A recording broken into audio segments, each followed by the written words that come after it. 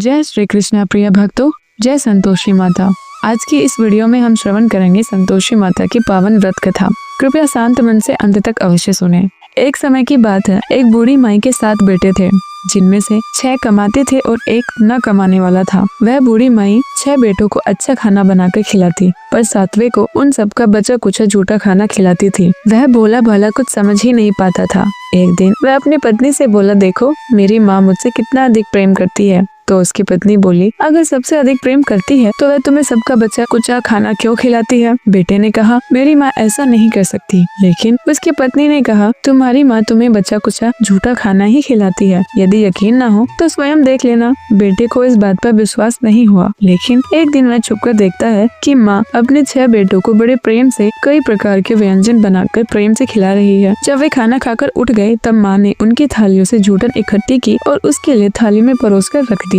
जब वह घर के अंदर आया तो माँ अपने सबसे छोटे लड़के से बोली, खाना खा ले। वह बोला, माँ मैं यह भोजन नहीं करूँगा, मैं तो परदेश जा रहा हूँ। माँ बोली, कल जाता हो तो आज ही चला जा। ऐसा सुनकर छोटा बेटा घर से निकल गया और गौशाला में पहुँचा, जहाँ उसकी पत्नी गोबर के उपले थाप रही थी। वह अपनी पत्नी के पास गया और बोला, मैं परदेश जा रहा हूँ, कुछ समय बाद आऊंगा। तुम संतोष से यहाँ रहना और अपने धर्म का पालन करना। इस पर उसकी पत्नी बोली, स्वामी आप आनंद से जाइए, मेरी चिंता मत कीजिए, ईश्वर आपकी सहायता करे। पर जाने से पहले आप अपनी कोई निशानी मुझे दे दीजिए, जिसे देखकर मैं धीरज रखती रहूंगी। इस पर वह बोला, मेरे पास इस अंगूठी के सिवा कुछ भी नहीं है, तुम यही रख लो और मुझे भी अपनी कोई निशानी दे दो। वह बोली, मेरे पास तो कुछ भी नहीं है, बस ये गोबर से भरे हाथ है। यह कहकर उसने अपने पति के पेट पर गोबर के हाथ की छाप मार दी। वह वहाँ से चल दिया। चलते चलते वह कुछ दूर किसी नगर में पहुँचा और एक व्यापारी की दुकान पर जाकर बोला, भाई मुझे नौकरी पर रख लो। व्यापारी को नौकर की जरूरत थी तो वह बोला, ठीक है, लेकिन तनख्वाह तुम्हारा काम देखकर ही दूंगा। वह वहीं रहने लगा और सुबह से रात तक मेहनत से काम करने लगा। थोड़े ही दिनों में वह व्यापारी का सारा लेन देन और हिसाब किताब करने लगा। कुछ ही समय में सेठ ने उसे आधे मुनाफे का हिस्सेदार बना दिया। ऐसा करते करते 12 वर्ष बीत गए। 12 वर्ष में वह नामी सेठ बन गया। इधर उसकी पत्नी को सास और जेठानियाँ बड़ा कष्ट देने लगी। उसे लकड़ी लेने जंगल में भेजती, भूसे की रोटी देती, फूटे नारियल में पानी देती। वह बड़ी कष्टों से जीवन बिता रही। एक दिन जब वह लकड़ी लेने जा रही थी तो उसने देखा एक मंदिर में कुछ औरतें व्रत कर रही हैं और कथा सुन रही हैं। वह अंदर गई और पूछने लगी कि तुम यह क्या व्रत कर रही हो, इसे करने से क्या होता है, कैसे करते हैं? तब एक स्त्री बोली, यह संतोषी माता का व्रत है, इसके करने से मनवांछित फल प्राप्त होता है। गरीबी, मन की चिंताएं, कलह, रोग आदि सब नष्ट होते हैं। संतान, सुख, धन, शांति और मन पसंद वर मिलता है और दूर गए पति के दर्शन होते हैं। उन्होंने उसे व्रत की विधि बता दी। अब व्रत की पूरी विधि जानकर उसने रास्ते में सारी लकड़ियां बेच दी और उनसे जो पैसे मिले उनसे गुड़ और चना खरीद लिया। व्रत की तैयारी कर वह संतोषी माता के मंदिर में पहुंची और माता से दुखी होकर विनती करने लगी, हे माता, मैं अज्ञानी और दुखियारी हूँ, मेरे दुख दूर करो, मैं आपकी शरण में हूँ। अब वह हर शुक्रवार ऐसा करती। एक दिन माता को उस पर दया आ गई। श्रद्धा भाव से किए गए व्रत के प्रभाव से माँ ने उसकी विनती सुन ली और एक शुक्रवार को उसके पति का पत्र आया। अगले शुक्रवार को पति का भेजा धन उस तक पहुँचा। अब वह माता के मंदिर में गई और उनके चरणों में गिरकर रोने लगी। बोली, माँ मैंने पैसे कब मांगे थे, मुझे तो अपना सुहाग चाहिए, मैं तो अपने स्वामी के दर्शन और सेवा करना चाहती हूँ। तब संतोषी माता ने प्रसन्न होकर कहा, जा बेटी, तेरा पति जल्द ही आएगा। वह प्रसन्न होकर घर आई और काम काज में लग गई। उधर संतोषी माता ने स्वप्न में उसके पति को पत्नी की याद दिलाई और घर जाने को कहा।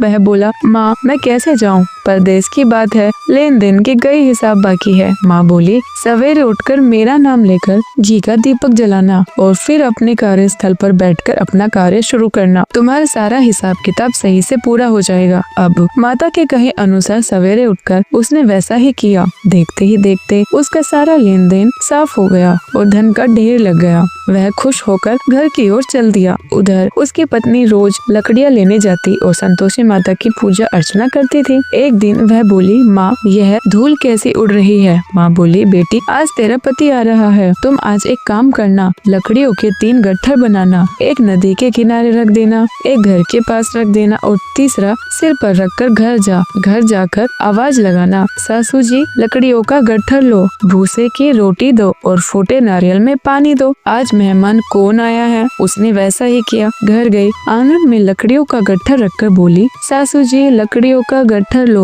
भूसे की रोटी दो और फूटे नारियल में पानी दो, आज मेहमान कौन आया है। यह सुनकर सास दौड़ी दौड़ी बाहर आई और अपने दिए सारे कष्ट भूलकर कहने लगी, बेटी तेरा पति आया है, आज मीठा भात खा, भोजन कर और गहने कपड़े पहन। इतने में ही उसका पति बाहर आया और उसने हाथ में अपने अंगूठे देखकर माँ से पूछा, माँ यह कौन है। माँ बोली, बेटा यह तेरी बहू है, पूरे 12 वर्ष हो गए, यह दिन भर घूमती फिरती है, कोई काम काज भी नहीं करती, तुझे देखकर नखरे कर रही है। वह बोला, माँ मैंने तुम्हें और इसे दोनों को देख लिया है, अब मुझे अलग घर की चाबियाँ दे दो, मैं उसमें रहूंगा। माँ बोली, ठीक है जैसी तेरी मर्जी, और उसने चाबियों का गुच्छ नीचे पटक दिया। बेटे ने अपना सामान अलग घर में रख दिया। अब देखते ही देखते वे राजा के समान सुखी हो गए। अगला शुक्रवार आया, वह अपने पति से बोली, मैंने आपके दर्शन पाने के लिए संतोषी माता के व्रत किए हैं, अब मुझे संतोषी माता व्रत का उद्यापन करना है। पति ने कहा कि खुशी से करो। वह तैयारियों में लग गई। उसने जेठ के लड़कों को अपने घर जिमने बुलाया। पीछे से जेठानियों ने अपने बच्चों को सिखा दिया कि तुम खाने के बाद खटाई मांगना, जिससे देवरानी का उद्यापन पूरा न हो सके।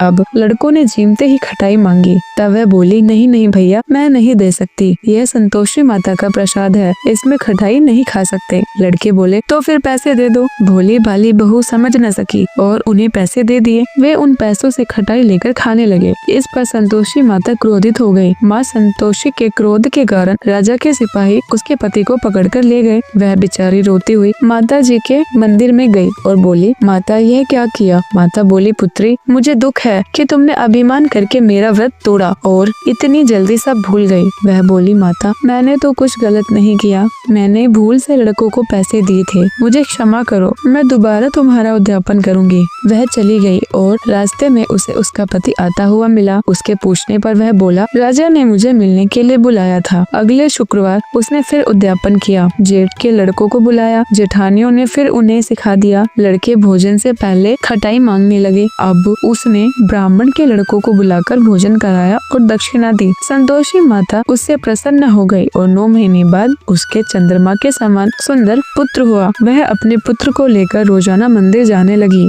एक दिन संतोषी माता ने सोचा कि यह रोज मेरे यहाँ आती है, आज मैं इसके घर जाकर इसका ससुराल देखती हूँ। यह सोचकर संतोषी माता ने बूढ़ी माई रूप धारण किया। गुड़ चने से सना मुंह, ऊपर सूंड के समान होठ, जिन पर मक्खियां भिनभिना रही थी। ऐसी सूरत में वह उसके घर गई। दहलीज में पांव रखते ही उसकी सास बोली, देखो कोई डाकिन आ रही है, इसे भगाओ वरना किसी को खा जाएगी।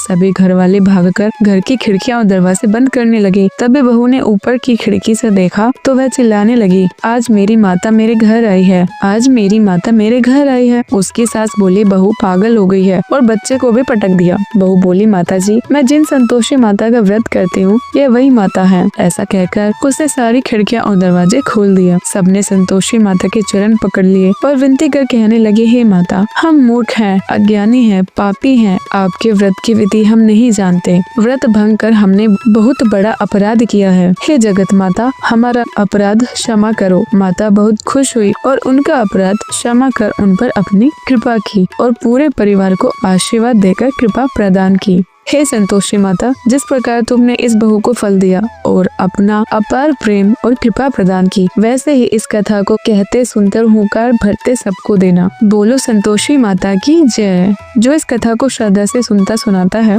माता उसकी सभी मनोकामनाएं पूर्ण करती हैं। संतोषी माता की यह पावन कथा पूरी हुई। कैसी लगी आपको यह कथा कमेंट में जरूर बताइएगा। माँ संतोषी आप सभी की मनोकामनाएं जल्द ही पूर्ण करे। माँ की कृपा से आपके जीवन में हमेशा सुख, शांति, समृद्धि और संतोष बना रहे। अगर यह कथा और वीडियो आपको अच्छी लगी हो तो लाइक करना ना भूलिएगा। अपने परिवार मित्रों के साथ शेयर कीजिएगा और चैनल को सब्सक्राइब कर लीजिएगा। साथ बेल आइकन भी दबा दीजिएगा ताकि हर नई कथा का नोटिफिकेशन आपको सबसे पहले मिले। मिलते हैं बहुत जल्द अगली कथा के साथ।